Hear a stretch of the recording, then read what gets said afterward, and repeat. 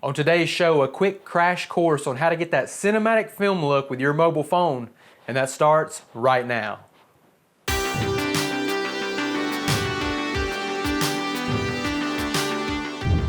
Hey guys, I'm Ryan Camp with the Piedmont Motion Picture Company. Thank you so much for joining me today. If this is your first time finding us, this channel is all about learning and growing as a filmmaker. And it features short films, gear reviews, and filmmaking tutorials just like this one.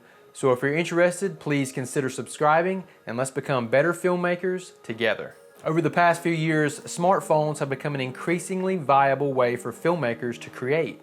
And if the analytics of this channel are any indication, a lot of you are interested in getting the most out of your smartphones as it pertains to filmmaking.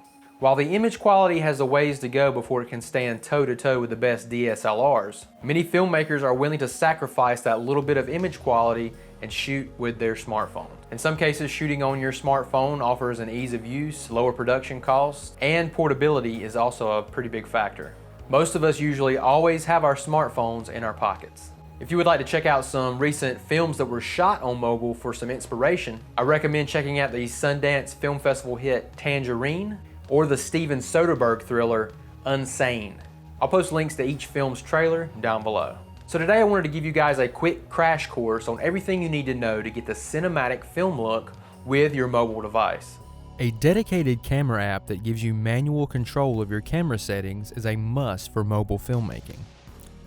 The built-in cameras and apps in most smartphones are great on their own, but if we spend a little extra on a dedicated camera app like FiLMiC Pro, which gives us more control of our image settings, it can really help take our footage to the next level. For a more in-depth tutorial on how to use FiLMiC Pro, please check out some of my other videos. On that same note, having your camera set up properly is key to achieving a film look on your phone. Shooting in 24 FPS using a flat or log color profile, using proper white balance, and a proper aspect ratio depending on what format you're creating for, all go a long way. Shooting 24 frames per second is the standard for cinema quality video, and it gives your footage a smooth motion look. Using a flat color profile brings out the most color depth in your image when you're color grading and correcting later. Using a 16:9 or 2:3:9 aspect ratio, depending on whether you want that cinematic widescreen look or you want to completely fill your frame, is also an important decision. This really all depends on where you expect your film to be viewed, on the big screen or on computer monitors, and if you want the widescreen look or the letterboxing at the top and bottom of your image. I know in the past I've shown how to use a PNG file for black bars or letterboxing, but really that just bakes that into your image when exporting, and it can cause some artifacting as well. The PNG file method is probably best suited for if you're creating a YouTube video that switches between a standard look and scenes that you want to come across as more cinematic. I'm also planning on making a future video that deals with the subject of aspect ratios in a bit more detail, so stay tuned for that. Lenses and accessories can go a long way in improving the look of your images. Gimbals like the DJI Osmo Mobile, ND filters like the Iris system, and lenses like those offered by Moment can help elevate your footage and make it stand out from the rest. One of my favorites is the anamorphic lens from Moment.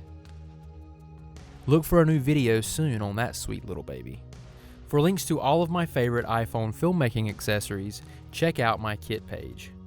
Once you have taken those steps to get the best possible footage with your phone, you can now bring it into your editing program and add a few different final touches. Color grading your flat image is an important post-production step that should not be ignored.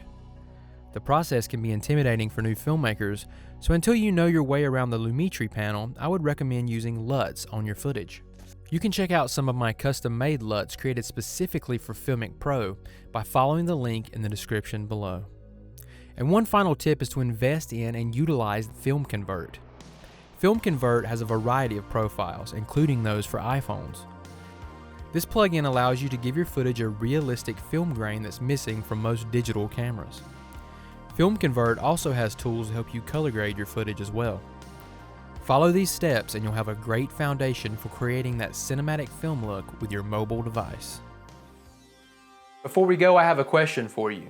The Oscar award-winning director Steven Soderbergh has went on record as saying that he believes mobile filmmaking is the future. Do you agree with him?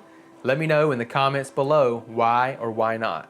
Okay, that's it for today. As always, I hope this video has been very beneficial to you, and if it has, please consider giving it a thumbs up and subscribing if you're not already. Thanks for coming along on this filmmaking journey with me, and I will see you guys on the next Piedmont Motion Picture Show.